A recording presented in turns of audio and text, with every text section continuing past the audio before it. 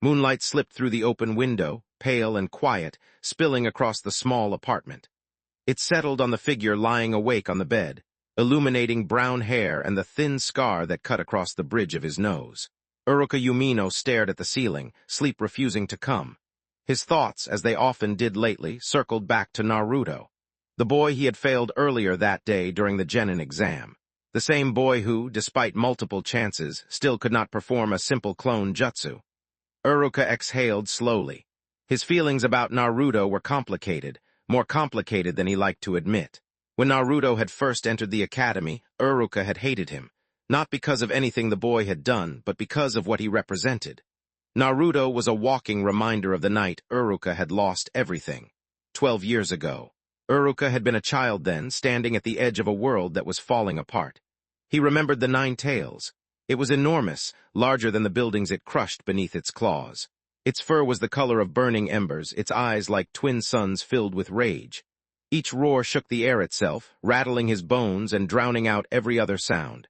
The ground had trembled constantly that night. Houses collapsed. Fires spread unchecked.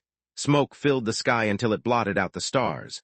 Uruka could still hear the voices.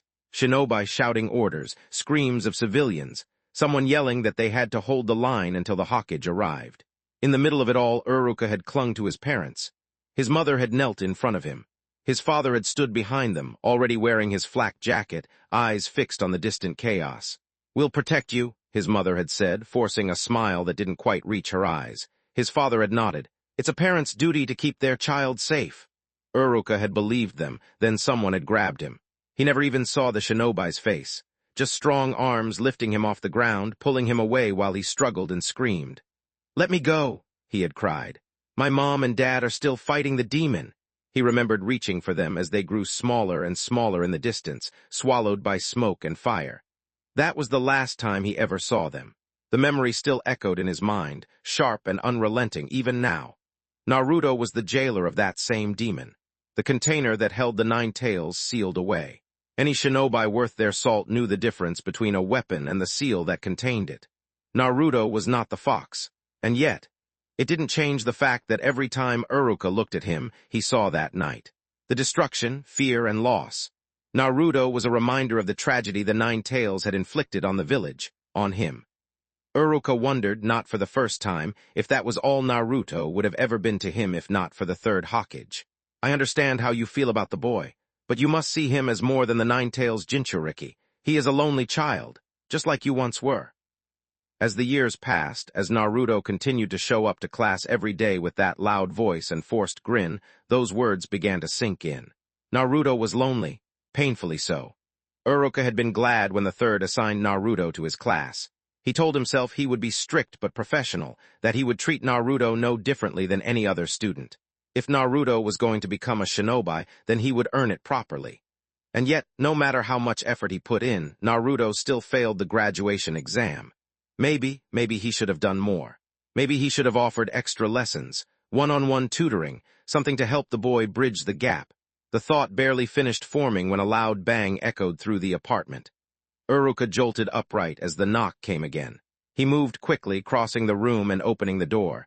Mizuki stood on the other side, his expression tight. "What's up?" "I'm afraid it's Naruto," Mizuki said. "He's stolen the forbidden scroll of seals. The Hokage has issued an order for his immediate capture." Uruka's stomach dropped. This wasn't a prank. This wasn't another instance of Naruto acting out. Stealing the scroll of seals was treason, the kind of crime that got people killed. Naruto was in danger. "We have witnesses that saw Naruto heading toward the western forest." Uruka grabbed his flak jacket and headband, pulling them on as he moved. "I'll head there first," he said. "You circle around, make sure he hasn't doubled back or gone farther than we expect. Be careful." Uruka was already moving, leaping across rooftops as worry gnawed at his chest. "Please, Naruto," he thought. "Don't let this be the night you lose everything, too." Naruto stood in a small clearing, the scroll of seals unrolled before him, its massive length spilling across the forest floor. Every inhale felt like a choice he had to consciously make, like his body had forgotten the rhythm and was waiting for instruction. He kept expecting to blink out, to scatter into smoke the way his clones did when they took a hit too hard. He had died a few minutes ago. The darkness had been real. The nothing had been real. And now he was standing in a forest with moonlight on his hands and air in his lungs, and none of it felt real. Naruto, Uruka landed hard behind him, anger and fear twisting on his face. The boy didn't respond, which stopped Uruka cold. Do you have any idea how much trouble you are in? Still nothing. A knot formed in Uruka's stomach. His hands closed around Naruto's shoulders as he turned him around. Naruto's eyes were open but not seeing. His mind was still somewhere else. Still in that last moment before the nothing took him. Everyone knew death existed. You grew up knowing it the way you knew the sky was above you, constant and unreachable and never quite real until it wasn't. He had expected pain. He had expected fear. Every story he had ever heard about death made it sound like the worst thing imaginable. It hadn't been. The other side had been quiet. He didn't know what to do with that. Didn't know how to pick it up and carry it back into a world that was still moving, still loud, still full of Uruka's hands on his shoulders. None of it fit together yet. The part that unsettled him most wasn't the dying. It was how peaceful it had been. Uruka didn't know any of that. All he saw was a boy standing still in the forest, eyes weighed down by something far too big for him. Naruto, Uruka said, gentler now. Talk to me. What did you do? Naruto's eyes finally focused slowly as if the world were sliding back into place. His voice came out hoarse. I'm alive. Before Uruka could ask anything else, the kunai burst from the darkness. Uruka shoved Naruto aside as steel tore into his own body. Pain exploded through his shoulder and sighed as the blades struck, driving him backward. He hit the ground hard, blood soaking into the dirt. Seriously, Mizuki said, landing lightly on a tree branch above them. You just had to go and save the demon brat. Uruka pushed himself up on one elbow, glaring. So that's how it is. Naruto. Hand over the scroll. Naruto blinked, his mind still foggy. Don't, Uruka said, ripping the kunai from his flesh with a grunt. Protect that scroll with your life. Those jutsu are more dangerous than anything you or I can imagine. Mizuki used you. He wants its power for himself. Don't listen to him, Naruto. He's been lying to you your entire life. Uruka's eyes widened. No, Mizuki, don't. That's forbidden. Lying? Naruto looked between them, confusion giving way to something sharper. What's forbidden? The truth was sealed by decree from the third Hokage. Do you know why the whole village hates you? Naruto had always felt their stares and whispers, parents pulling their children away. He'd told himself it was because he was an orphan that caused trouble, but no one ever explained why. Yeah, no, Mizuki, stop, Uruka shouted. Roughly 12 years ago, Mizuki continued, ignoring him, the Kyuubi no Kitsune attacked Konoha. The fourth Hokage couldn't kill it, so he sealed it into the body of a newborn baby. Naruto's breath caught. And that baby was you. Everything about the way others had treated him suddenly made sense. That's why everyone despises you, Mizuki laughed. You're the demon fox. The world seemed to tilt. Demon. His mind betrayed him, dragging up the image of the asylum demon. Was he like that monster? Mizuki grinned, pulling a giant shuriken from his back. And now I'll kill you and become a hero. The giant shuriken tore through the air, spinning fast enough to scream. Uruka moved without thinking. Despite the blood soaking through his vest and the pain screaming through his muscles, he forced his legs to obey, sprinting toward Naruto with everything he had left. He threw himself between the boy and the weapon, arms already lifting in a desperate attempt to shield him. At that moment, Naruto felt the familiar pull behind his eyes. The strange sensation of detachment, like his awareness had been lifted out of his body and set just above the battlefield. The knight's crest flared to life, invisible but absolute. Naruto saw Uruka's trajectory before he finished the step, saw the angle of the shuriken, the arc it would take, the precise point where it would tear through flesh. No. Ninja art, shadow clone jutsu. Dozens of Naruto burst into existence in a tight formation between Uruka and the incoming shuriken. Their shields came up in unison. The Fuma shuriken struck. Metal shrieked against a Storin steel as the clones absorbed the impact, the weapon grinding to a halt before clattering uselessly to the forest floor. Several clones vanished instantly, bursting into smoke, but the wall held. Silence followed. Uruka skidded to a stop, staring.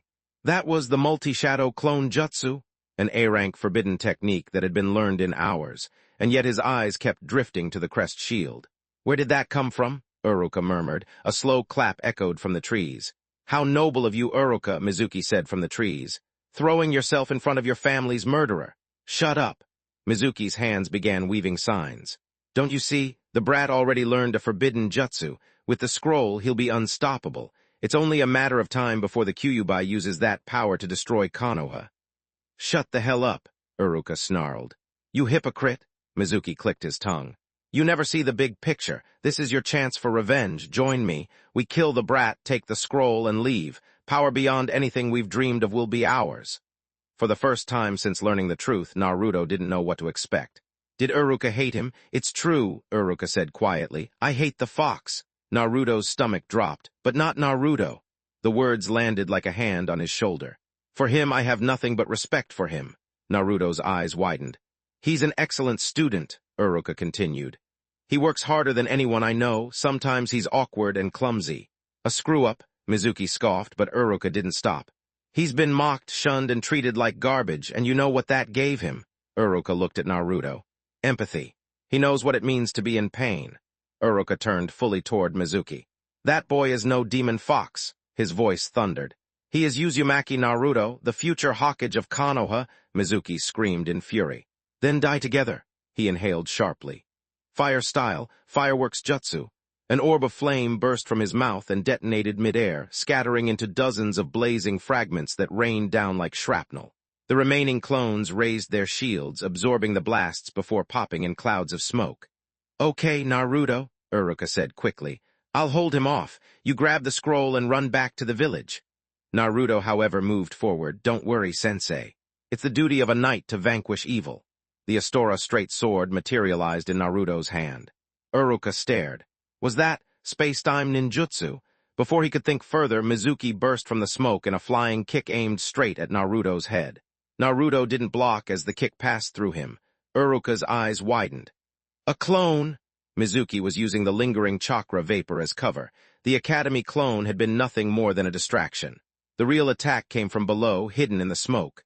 Shuriken linked by ninja wire skimmed across the ground, snapping toward Naruto's legs, meant to bind, pull, and bring him crashing down. Uruka recognized the setup instantly. Down, he shouted, already snapping through hand signs. Naruto reacted without hesitation, jumping upward. Midair, the knight's crest flared once more. He saw the ninja wire shuriken arcing low through the smoke and pinpointed Mizuki's position near the tree beyond it. The Astora straight sword vanished from his grip, replaced by the solid weight of a hand axe.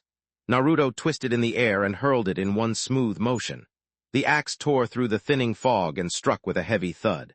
As the smoke cleared, the blade could be seen buried deep in the tree trunk, embedded inches from Mizuki's head.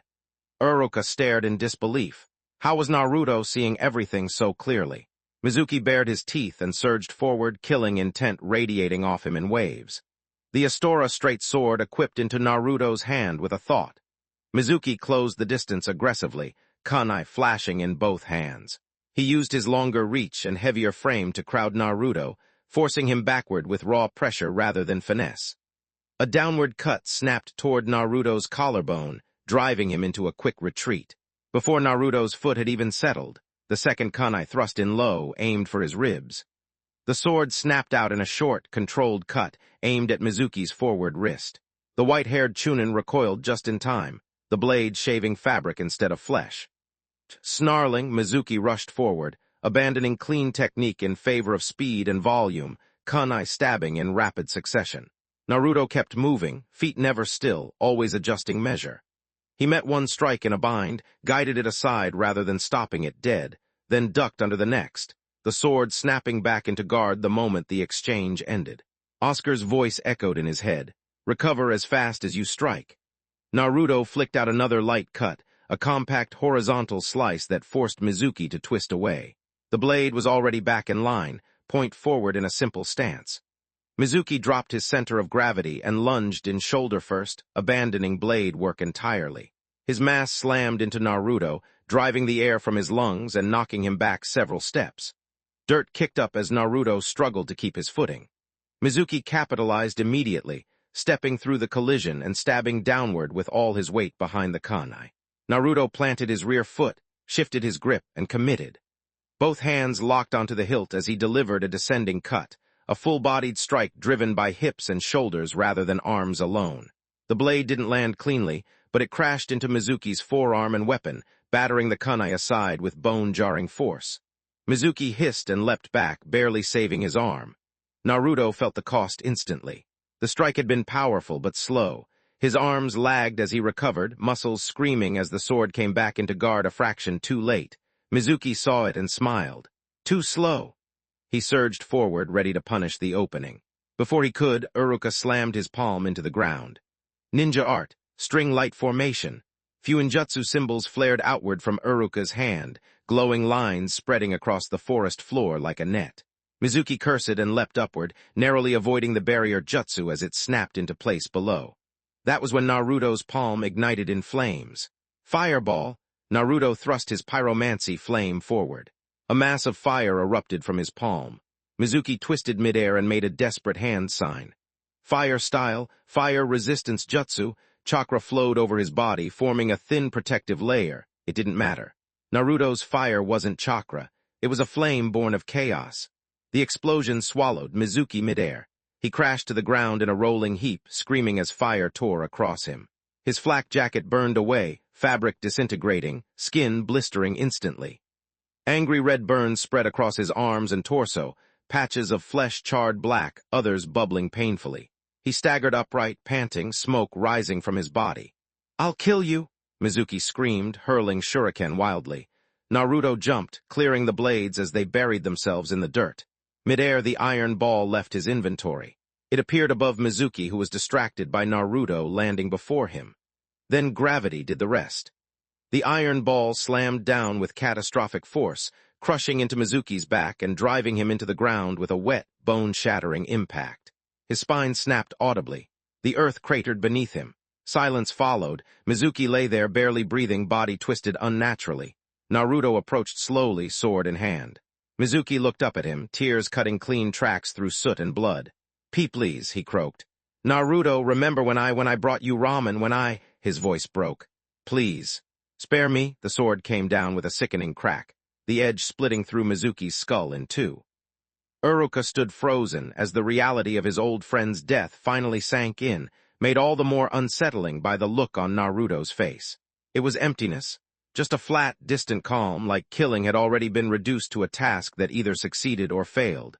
For a long moment, Uruka could only stare. This Naruto didn't look like the boy who had shouted and laughed and painted the Hokage monument just yesterday. He looked older, not wiser, just worn in a way Uruka didn't have words for. Uruka's eyes drifted to the sword, shield and fire still curling faintly around Naruto's hand. The massive iron ball half buried in the earth. Did all of that really come from the forbidden scroll? He didn't know. And if it did, then why did it feel like the Naruto standing there wasn't quite the same boy he had known? Victory achieved. You have gained. Fuma Shuriken 200 souls, the blood was already drying on his hands. Naruto stared at them, turned them over once, then back. The lines of his palms were dark with it, filling the creases like ink pressed into a woodblock seal. He waited. He wasn't sure what he was waiting for. Some part of him had expected something to arrive by now. Nausea maybe, the desperate need to be somewhere else. He'd felt all of that after his clones were wiped out by the stray demon's blast. Thousands of deaths flooding back into him at once, each one a pale echo of the real thing. This felt nothing like that. He looked at Mizuki, then he looked away. That was all it was, looking and then not looking.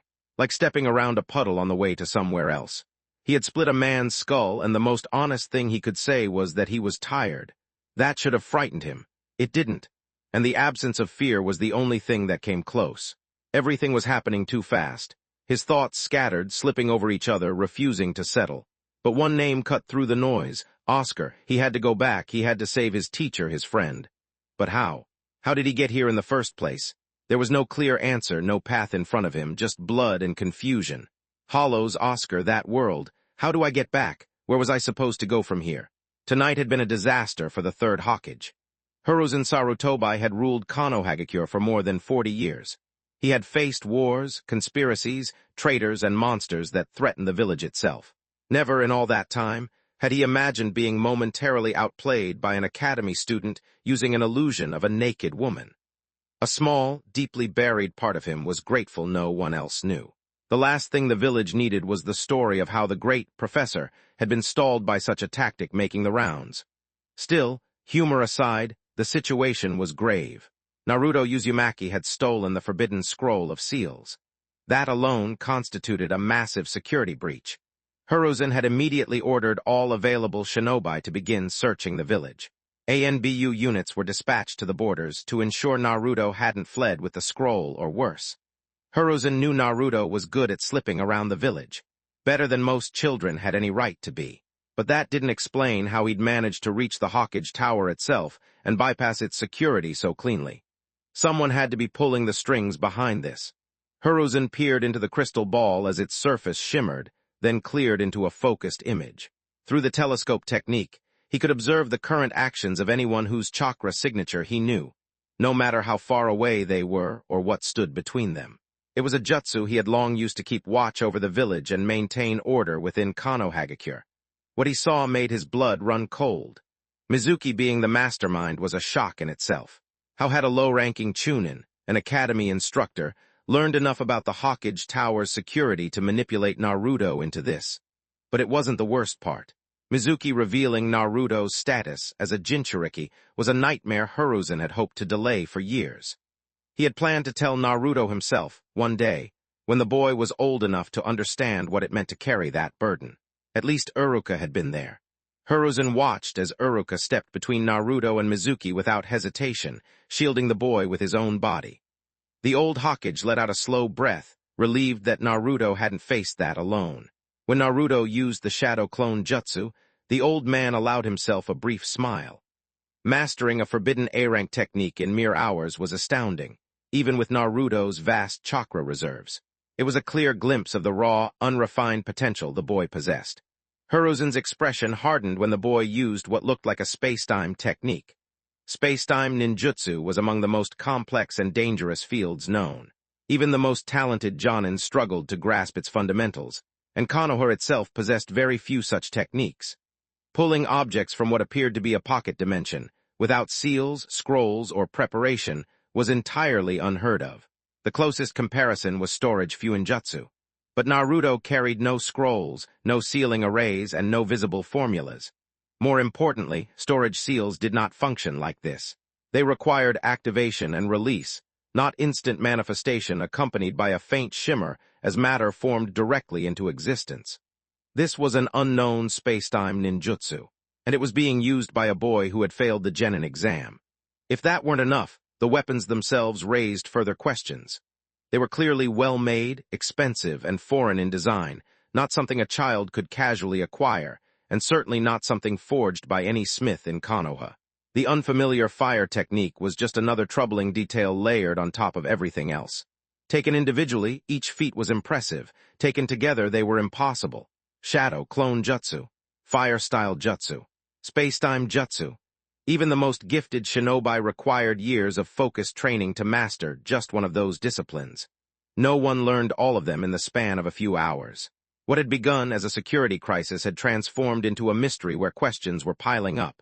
Naruto pretending all this time made no sense. The boy wore his heart on his sleeve. Deception of this scale did not fit him. And yet, Hiruzen stared into the fading image of the crystal ball. For the first time in years, a deeply uncomfortable thought crossed his mind. What if the Naruto they knew was merely a mask, worn so well no one had questioned it? The first thing Hiruzen noticed was the slight tremor in Uruka's hands as two ANBU escorted him and Naruto into the office. Uruka. Yes, Hokage-sama. It has been a hard night for... Hiruzen's gaze shifted briefly to Naruto. For everyone, Uruka straightened. Your command, Hokage-sama, dismissed. Uruka obeyed without hesitation, though the reluctance lingered in the air even after he turned and left. Hiruzen watched the door close, leaving Naruto alone with him. Naruto, why don't you sit down? Naruto snapped to attention as if struck by a sudden jolt, eyes darting around the room, unfocused and alert all at once. It was like he had only just realized where he was. Hiruzen studied him carefully. Was this the familiar troublemaker he had watched grow, or someone revealed only now? Hiruzen's hands came together, unease creeping in. How much could be demanded of a child already shaped by burdens meant for no one? Is something wrong? Naruto shook his head a little too quickly. No, I'm fine. He hesitated, then added, Can I go now? You're not in trouble, Naruto. You know that? Then can I leave? Naruto pressed, eyes flicking toward the door. The urgency caught Hiruzen's attention. Why the rush? Naruto opened his mouth, then stopped. His brows knit together, his expression uncertain, like he was reaching for words that wouldn't come. For a moment, he looked genuinely lost. "I've just got stuff to do," he said at last. "Important stuff." The words themselves were careless, almost flippant, but the tone beneath them wasn't. What could possibly matter more than answers after everything he had just endured? The boy who usually fought tooth and nail for every scrap of attention wasn't pushing anymore. He had gone quiet. The thought unsettled Hiruzen. Did Naruto already know more than he was letting on? Was that why he wasn't asking? And if so, had the trust Hiruzen believed they shared been just another part of the mask Naruto wore? "Naruto, there are things we should talk about." Naruto's shoulders tensed almost imperceptibly. "About the Nine Tails." For a heartbeat, Naruto simply stood there, eyes fixed somewhere past the Hokage desk, as if bracing himself for something unseen. Hiruzen watched closely, measuring that silence. Whatever Naruto was carrying right now, it wasn't exploding outward. It was being buried. Much to the old man's relief, Naruto hesitated only a moment before finally sitting. He perched on the edge of the chair, back straight, hands resting loosely in his lap, like he wasn't sure how long he was allowed to stay. "Tonight, you were exposed to a part of the shinobi world most are not meant to face so young. The reality that not everyone who wears our symbol does so with loyalty." Naruto didn't respond. "Mizuki's actions were criminal," Hiruzen continued. "Stopping him prevented far greater harm. Whatever mistakes led you there, the outcome matters. You protected the village." "Sure," Naruto said, his gaze drifted downward. "Guess the demon brat has done some good." The word hung in the air. "Naruto?" "It's fine. Everyone else already thinks it." "That does not make it true," Hiruzen said sharply. "You are not a demon." Naruto paused, fingers tightening slightly against his knees. "Then what am I? You are the Jinchuriki of the Ninetales." "Jin what?" "A Jinchuriki is a human chosen to contain a tailed beast," Hiruzen explained. "The beast is sealed within you, restrained so it cannot harm others. You are not the beast itself, you are the one who holds it." "So I'm not," the boy hesitated, the word catching in his throat. "I'm not it. You are not the Nine Tails, and you must never allow anyone to convince you otherwise." "Then why do they look at me like I did something wrong?" Hiruzen exhaled. "Because fear is easier than understanding," he said. "And because when they look at you, they remember the night they were powerless." He met Naruto's gaze. "You remind them of what they lost, not of who you are." Naruto absorbed that in silence. Then a logical question followed. "Then why did they know and I didn't?" 7 years ago, I passed a law forbidding anyone from speaking of your status. I believed secrecy would give you a chance at a normal childhood." Naruto let out a breath that almost sounded like a laugh. "Guess that worked out great." The bitterness in his voice wasn't loud, but it struck all the same. Hiruzen opened his mouth, then closed it again. There was no defense to offer that didn't ring hollow. "Hokage-sama." The title alone made Hiruzen pause. Naruto had always called him Old Man. Hearing the formal address felt like a line being drawn between them. "Why did you tell them and not me?" "Before his death, the fourth Hokage asked that you be seen as a hero, the one who protected the village." Naruto let out a short, humorless snort. Hiruzen didn't blame him. Minato, bless his soul, had always been too trusting of the village, too hopeful. He had believed in the people's ability to see past their grief and pain, to see the sacrifice that had been made. The village wouldn't accept it. They were drowning in pain and loss. In that state, Minato's request asked more of them than they were capable of giving. Worse, there was a real danger that their grief could turn into hatred and that you could become its target. So I chose restraint. I kept the truth from everyone until the village was stable enough to honor Minato's wish properly. His expression darkened slightly. "But by the time you were 5, your status was leaked. So I enacted the law. If the adults couldn't let go of their fear and hatred, then at the very least, the next generation would grow up without it. I wanted them to know you, not the burden you carry." Hiruzen felt the change before Naruto seemed aware of it himself. Chakra seeped from the boy's body, dense and oppressive, filling the room with a weight that pressed down like the first warning of an oncoming quake. Emotion and chakra had always shared a dangerous relationship. Chakra was not merely energy shaped by hand seals. It was tied to the mind, to intent, and to the emotional state of the one wielding it. Under normal circumstances, shinobi learned early how to keep that connection restrained. Control was drilled into them until instinct took over. But when emotions reached a breaking point, chakra no longer waited to be shaped. It surged outward on its own. In heightened emotional states, chakra could be forced out of the body entirely, bypassing technique and control.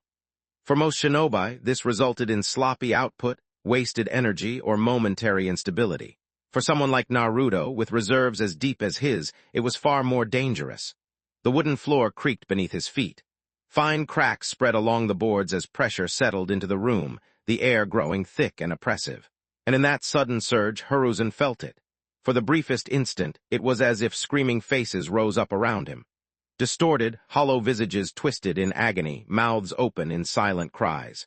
They vanished just as quickly, but the sensation did not. Hiruzen's breath caught in his throat. Killer intent? In the shinobi world, killer intent was often spoken of as a badge of honor.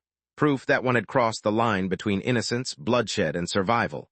To many, it was a symbol of a truly dangerous shinobi. That belief had always troubled him. In truth, killer intent was yin chakra shaped by memory, emotion, and death. No one fully understood why, but killing sometimes left residue behind. Some deaths passed without a trace, carried out in cold necessity or detached duty. Others left behind faint imprints in the chakra network, like scars too fine to notice until pressure was applied. Yin chakra, bound as it was to the psyche and the soul, seemed especially vulnerable to holding onto these marks. When a shinobi bearing such residue stirred their chakra with the desire to kill, even unconsciously, those imprints responded. Killer intent manifested. For the average shinobi, killer intent was something they knew of, not something they truly possessed. A concept taught in classrooms and whispered about on battlefields, but rarely felt firsthand. Even veterans of the Great Wars carried it like buried shrapnel, lodged deep within their chakra and psyche, detectable only by sensitives or by those standing uncomfortably close. Simply killing a few times was not enough. It took years of repetition, a gradual erosion of the boundary between killing as a necessary act and killing as an instinctive response, before that weight could begin to seep outward.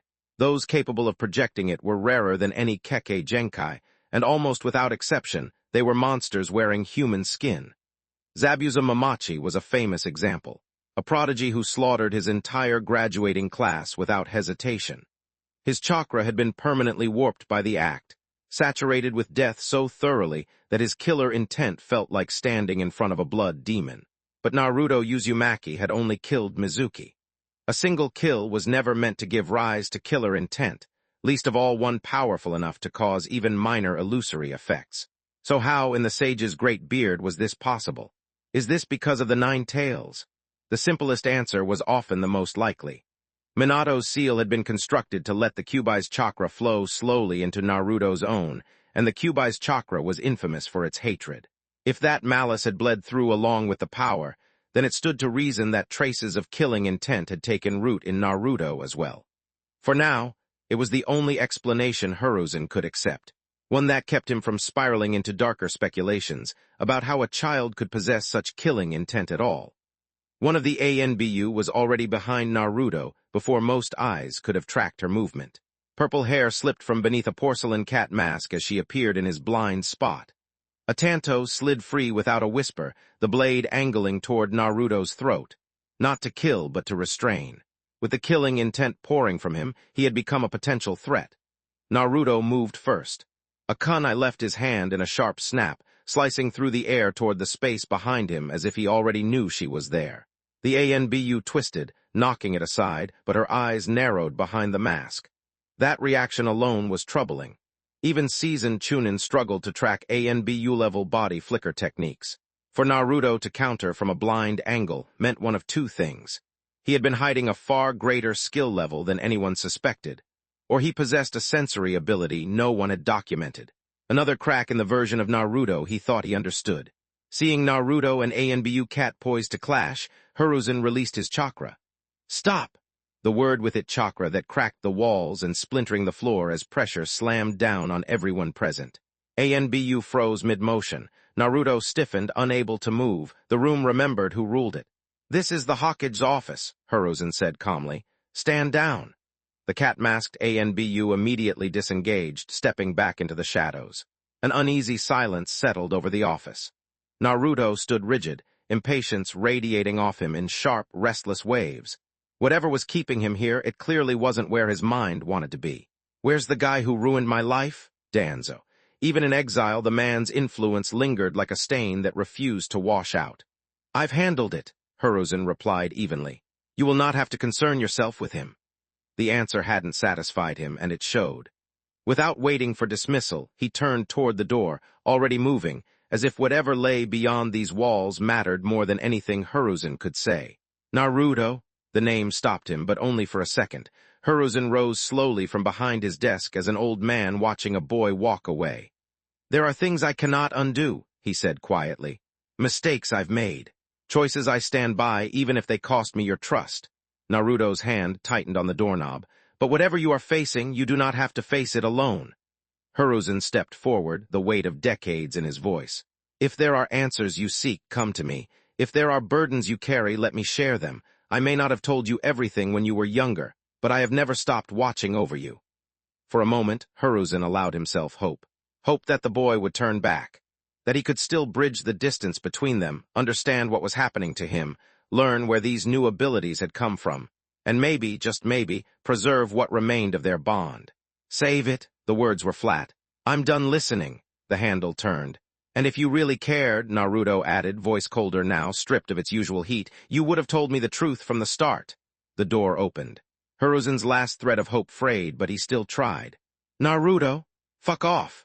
The door slammed shut, the echo rolling through the office like a verdict. Hiruzen stood there long after the sound faded, staring at the empty space where the boy had been, wondering when exactly the distance between them had grown so wide. Dinner was quiet, just the way Inoichi Yamanaka liked it. His daughter Ino Yamanaka sat across from him, a fair-skinned teen with average height, her long platinum blonde hair framing the right side of her face. Her green eyes were glued to one of those cheesy romance novels she was always reading, and he tried to ignore the irritation building up as she skimmed through the pages rather than her food. Today, Inoichi had made sure to include a few high-calorie dishes. Things she wouldn't notice were meant to keep her from getting too skinny with that damn diet of hers.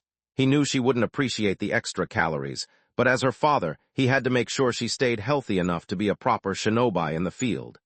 Ino-chan, let's try something different today. Imagine you're walking through a dense forest. As you walk deeper, you come across a house. It looks familiar, but you've never seen it before. You step inside. What do you see?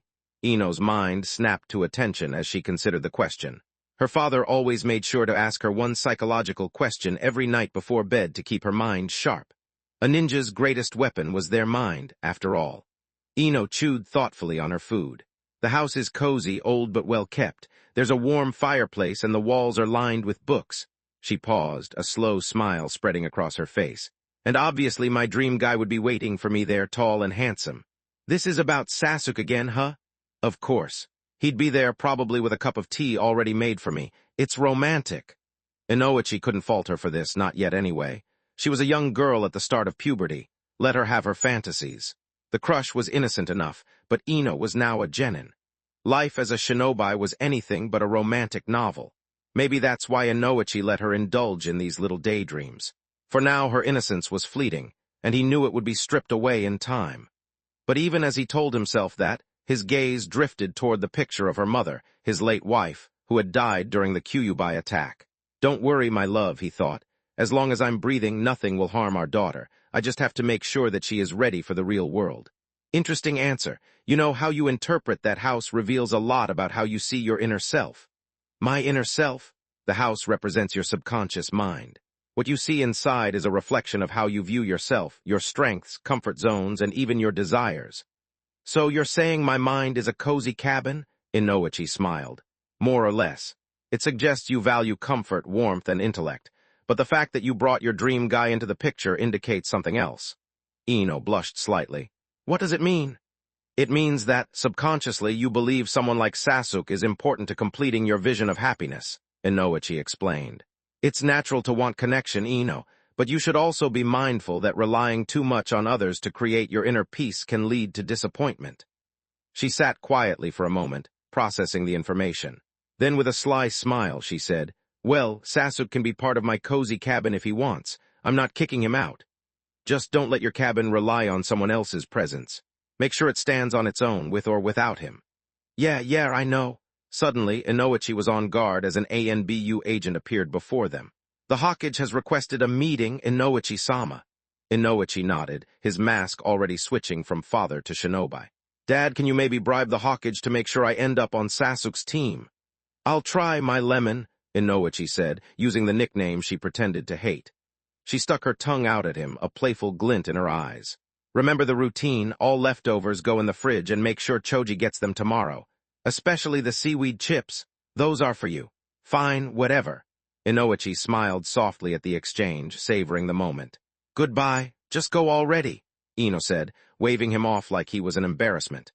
Inoichi glanced at the ANBU agent, and with a final nod to his daughter, the two of them vanished with a body flicker.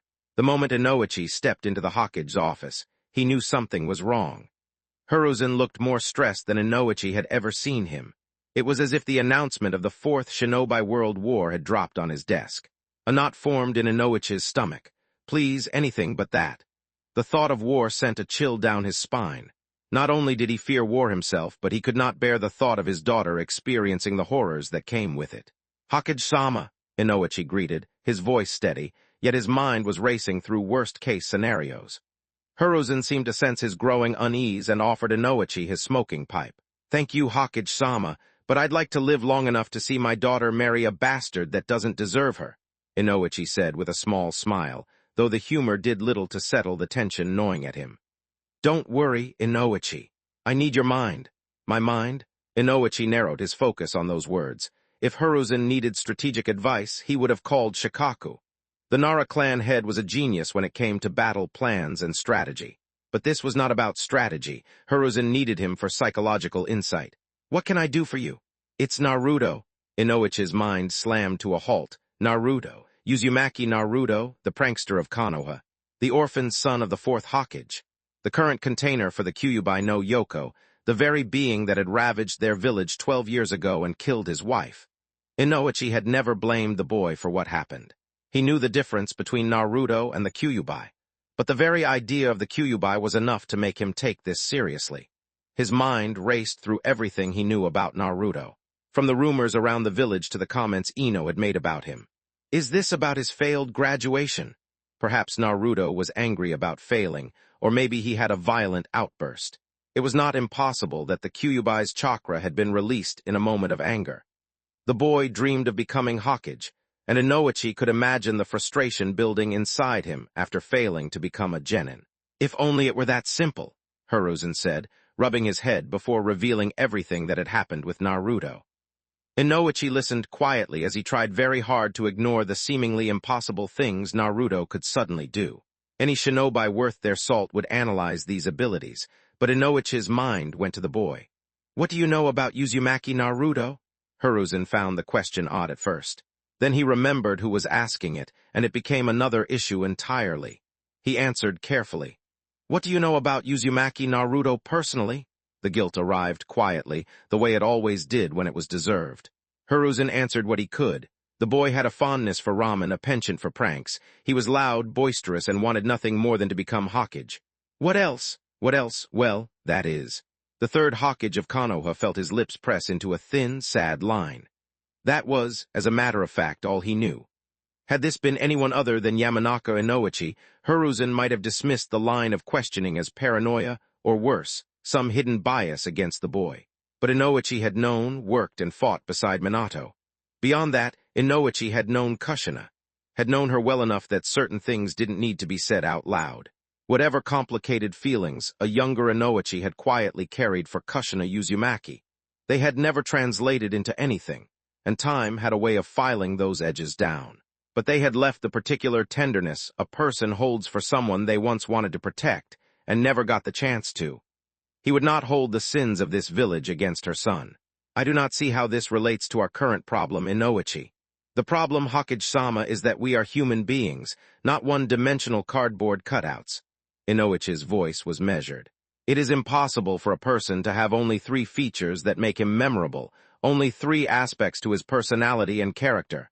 He shook his head slowly. "To put this into perspective, what does Uzumaki Naruto do when he is neither pranking people, nor eating ramen, nor declaring his intention to steal your hat? Where does he go? How does he spend his time when he is not performing for an audience? What does he do at the end of a long and exhausting day when there is no one left to perform for?" The answers to all 3 questions were equally unknown. The weight of that settled over Hiruzen slowly, the way a verdict does. He had watched over this boy, had told himself that watching was enough, had convinced himself that proximity was the same as presence. It wasn't. There is a concept that we use in psychological evaluation. We call it the social self. It is the version of a person that exists in relation to others. The face that forms in response to how the world treats you, what it rewards, punishes, and refuses to acknowledge entirely. He paused.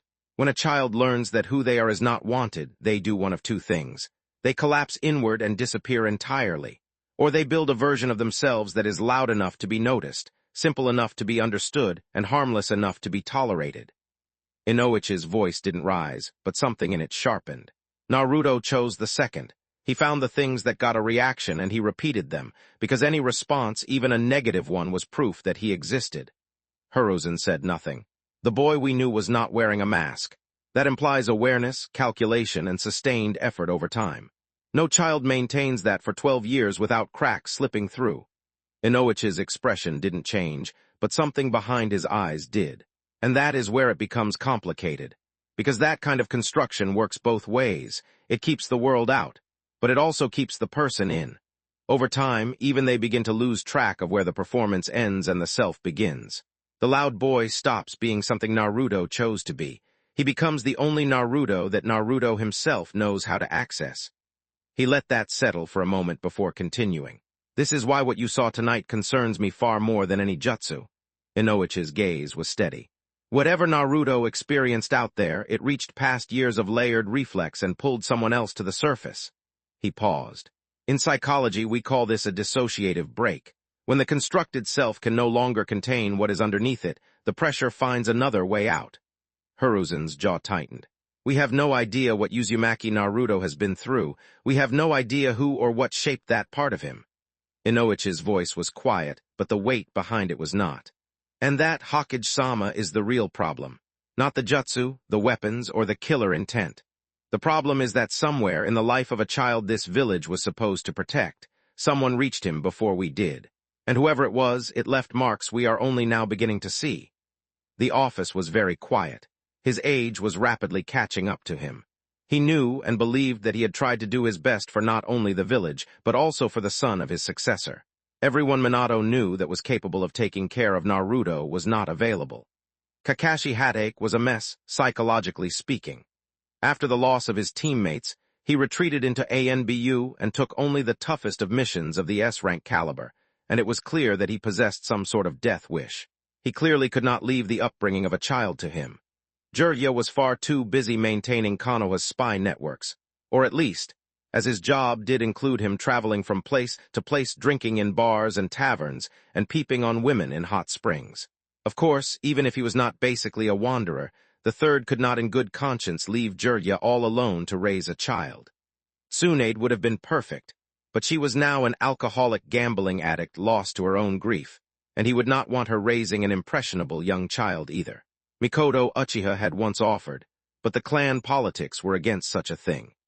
As the Uchiha clan had just been suspected of the ones masterminding the Kyuubi's attack in the first place, it would be tremendously bad if one of their own had then decided to adopt the boy. The Hyuga were out of the question, and part of his village they might be. But Hiruzen had never appreciated or favored a clan that could and would so callously brand their own family members as slaves in the name of preserving and protecting a bloodline. Such a place was not where he wanted Naruto to grow up, believing that such practices were the norm. The Aburame once again offered, but it was likewise impossible as at the time, the Kyuubi's chakra and presence made their Kikaichu bugs scared and wary. And of course, there was the issue of Naruto eventually growing up to feel like an outsider, as he vastly contrasted the majority of the Aburame. The ideal clans would have either been the Nara, the Yamanaka, the Akimichi, or the Inuzuka. However, there was once again the question of allowing a single clan that much power. It was not viewed as a clan attempting to train and foster the son of their hero. Rather, as a clan potentially raising and shifting the loyalty of a Jinchuriki away from the village and into their own hands. And so Naruto had grown up unloved and uncared for, and Hiruzen had told himself that watching from a distance was the same as protecting him. It wasn't. Hokage-sama, he surfaced from his deep thoughts slowly. Forgive me. What should we do? Observe him for now, Inoichi said. If we move too quickly or too obviously, we risk pushing him further away than he already is. But there is something more important than understanding his abilities right now. Oh, we need to give him a reason to stay? Inoichi's voice was quiet but certain. Not the will of fire. Not duty or obligation or the memory of his parents. Something that belongs to him and not to this village's idea of what he should be. He met Hiruzen's eyes. Konoha failed that boy for years. If we want him to stand with us, we have to earn it. And we have to start now before whatever is happening to him pulls him somewhere we cannot follow. Hiruzen nodded slowly. And the abilities themselves. We still don't understand where they came from. No, we don't. Hiruzen's mouth curved faintly, tired humor finding its way through. It would all be considerably simpler if Naruto weren't the Kyuubi's Jinchuriki. Under normal circumstances, I'd authorize your department to conduct a memory reading on a suspect and have answers before morning. Yes. Unfortunately, sending a Yamanaka into the mindscape of a child housing the nine-tailed fox is considerably above the threshold of acceptable risk. Indeed. So we observe, plan, and find another way in. What did you have in mind, Hokage-sama? Naruto burst through the door of his apartment, nearly taking it off its hinges. He didn't stop to kick off his sandals. His eyes swept the apartment in one quick scan, and he was already moving, muscle memory carrying him through the chaos he knew better than anywhere else in the world. The entryway was its usual disaster. Boxes stacked crookedly against the wall, bottles he kept meaning to throw out, shoes kicked in every direction. He stepped over all of it without looking down and hit the storage cabinet first. Top shelf, left side, behind the instant ramen he'd been saving. His hands closed around the first pouch and he shook it, listening for the familiar rattle of shuriken before holding it out in front of him. It shimmered and vanished. Shuriken pouch zone has been added to inventory, second pouch behind it, full set of kunai. He'd counted them yesterday out of habit. Kunai pouch zone has been added to inventory. He moved to the desk next. It was buried, as always, under open books and empty cups and papers, covered in half-finished notes on his assignments from the academy. He shoved most of it aside and yanked open the bottom drawer. Explosive tags, bundled in groups of 5 the way he'd seen it done in a book he'd borrowed from the academy library and never returned. He grabbed all 4 bundles, held them out, watched them shimmer away one after another. Explosive tags X25 has been added to inventory. Smoke bombs were in the kitchen. He ducked around the corner and pulled open the cabinet above the stove, the one that was supposed to hold cooking supplies, but mostly held things he didn't know where else to put. 8 smoke bombs wrapped in a cloth he'd torn off an old shirt. He took all of them. The paint bombs were underneath, 4 of them, red and blue, left over from a prank he'd been planning before everything went sideways. Smoke bombs Z8 has been added to inventory. Paint bombs X4 has been added to inventory. Medicinal kit was under the bed. He dropped to one knee and reached into the dark, fingers finding the worn strap immediately. He dragged it out and flipped it open on the mattress, checking by habit. Bandages, antiseptic, soldier pills, only 2 left. He needed to get more, needle and thread still sealed. He snapped it shut and held it out. Medical kit zone has been added to inventory. The cloak was the last thing from inside. It was hanging on the back of the bedroom door where he always left it, treated with a chakra reactive dye that responded to the transformation jutsu and helped the illusion hold against trained eyes. Then he stepped out onto the balcony. It was the one part of the apartment that wasn't a disaster. He'd started it small, just a few pots he'd found abandoned outside the building, soil he'd carried up 4 flights of stairs in a bucket. But it had grown over the years into something he didn't have a word for. Rows of mismatched containers lined the railing, clay pots, old cans, and one cracked bowl he'd wired back together rather than throw away. Every one of them had something growing in it. Yarrow first. He pulled a generous handful of the dried flower heads, the ones he'd hung upside down last month specifically for this. Good for bleeding. He'd learned that the hard way after a prank went wrong 3 years ago, and he'd spent a night figuring out how to stop a cut on his arm from soaking through everything he pressed against it. Dried yarrow has been added to inventory, ginger root next. 2 thick pieces he'd been drying on the balcony ledge. Good for pain, nausea, and the kind of deep bone ache that came after the body had taken more than it was meant to. Dried ginger root X2O has been added to inventory. He went back down the row and stripped every medicinal herb bare. Oscar was worth more than a careful harvest. He stood at the railing for a moment, hands loose at his sides, looking out over the village. rooftops and lamplight and the distant shape of the Hawkage monument carved into the mountainside. 4 faces looking out over everything they'd built and everyone they'd left behind. He turned away from the balcony and went back inside. The jacket was draped over the back of his desk chair where Uruka had left it after his last birthday, still folded the way it had been when it came out of the wrapping. Navy blue, slightly too big for him, which Uruka had said was intentional because you'll grow into it. Naruto had worn it exactly twice since then. He picked it up and held it for a moment. Then he started lining the inside with explosive tags. It took him 4 minutes and every tag he had left. The plan had come to him while he was stripping the balcony, the way his best ideas usually did, arriving fully formed and slightly unhinged. He would wear this suicide jacket and make shadow clones. Each one wearing exactly what he wore, jacket included, identical down to the last detail the way only shadow clones could manage. And then he would send them running straight at the demon. In the half-second before the demon figured out what it was holding. Boom! Kamikaze shadow clone jutsu. Naruto pressed his lips together very hard and failed to stop the grin. It was certainly a plan. Explosive tag jacket zone has been added to inventory. Sorry, Uruka-sensei. You'll have to get me a new one for my birthday. Naruto smiled at the thought and grabbed the cup noodles. You are going to enjoy these, sensei. He stood in the middle of the apartment and realized, for the first time since he'd burst through the door, that he had absolutely no idea how to get back to the asylum. He looked at the ceiling. Then, because nothing else came to mind, so he raised his fist into the air and announced to the world, "Send me back to the Northern Undead Asylum." Silence. Somewhere outside, a crow cawed in the distance. "Shut up," Naruto told it. He turned back to the room, cup noodles still in hand. Heat crawling up his neck so fast he was surprised smoke wasn't coming off his ears. His hand tightened around the cup out of pure frustration, and it shimmered away before he'd even decided to store it. Oscar's words came to his head. The Darksign does not simply mark you. It defines what you are in this world. Death triggers it. It returns you to the last bonfire you rested at. Do I need the Darksign to go back? As if on cue, a system window blinked open in front of him. Item, Darksign, description. The Darksign signifies an accursed undead. Those branded with it are reborn after death, but will one day lose their mind and go hollow. Death triggers the Darksign, which returns its bearer to the last bonfire rested at, but at the cost of all humanity and souls. Do I have to die to use this? The thought sat in his chest with a particular kind of weight. He could do it again if he had to. But before he'd finished the thought, a second window opened beneath the first. Do you wish to use item, Darksign? Yes/no. Naruto let out a breath that was almost a laugh and pressed yes. The back of his neck erupted. The burn drove him to one knee before he could brace for it, a searing heat that moved outward from his spine in waves, each one worse than the last. He grabbed the edge of the desk with one hand and held on as the sigils spread across the floor beneath him.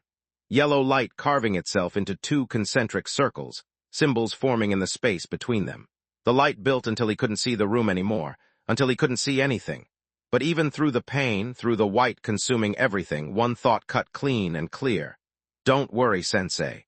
He felt himself coming apart at the edges, the apartment dissolving, Konoha dissolving, and everything falling away into the light. Your squire is coming. We're going to kick that demon's ass. And then we're eating ramen, Databeo. The light took him. Naruto's messy apartment settled into silence after he vanished, the faint shimmer of the Darksign fading from the floorboards like the last ember of a dying fire. It didn't stay silent for long. A figure shimmered into existence on the ceiling. ANBU Owl had been assigned to Uzumaki Naruto by the Hawkage himself less than an hour ago, with a single directive that had seemed straightforward at the time. Observe. Report. Do not interfere unless the subject's life is in immediate danger. He had expected a troubled 12-year-old to go home, eat something, and cry. Instead, he had watched the subject systematically strip his apartment of every weapon, explosive, and medicinal supply he owned. Store all of it using an unknown space-time technique. Tend to a balcony garden with the focused efficiency of a field medic preparing for a siege.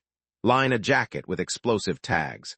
And then stand in the middle of the room and attempt to verbally summon a teleportation. Owl had been ANBU for 6 years. He had seen things that had permanently rearranged his understanding of what was possible. He updated his report without moving a muscle. Subject has demonstrated using an unclassified long-range space-time technique. Technique bears surface resemblance to reverse summoning jutsu, but does not match any documented variant in Konoha's classification system. Subject shows no signs of surprise or difficulty during activation, suggesting prior familiarity with the technique. Unknown summoning clan affiliation cannot be ruled out. Subject's current location, unknown. Subject's destination, unknown. Owl looked at the floorboards and the concentric circles burned into the wood. At the symbols carved between them in a Fuinjutsu language, he did not recognize and had never seen in any scroll, any briefing, or any classified file he had ever been cleared to read. This is going to be a very complicated report. While Owl was in thought, something snaked toward him from the shadows below. He jumped backward and drew his tanto in one motion, slashing through it. The tendril split apart and dissolved into a liquid, leaving only a faint smear of ink on the blade. What shinobi uses ink for their ninjutsu? The answer came from the dark in the form of a body moving very fast. The figure that rushed him was young, barely older than Naruto himself if the build was anything to go by. A plain white mask covered his face entirely. Their blades met with a sharp ring of steel. Owl held the bind for half a second, reading and assessing the enemy. Whoever this was, they had learned to fight on the field.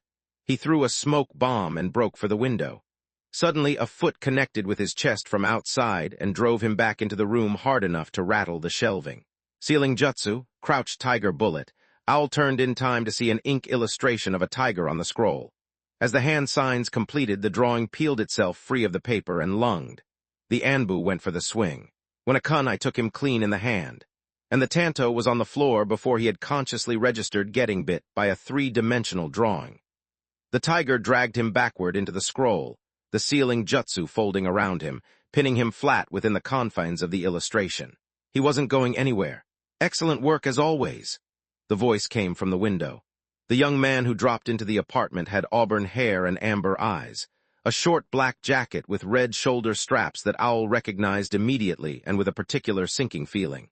"Root, thank you, Fu-senpai," the one with the faceless mask said while removing his mask.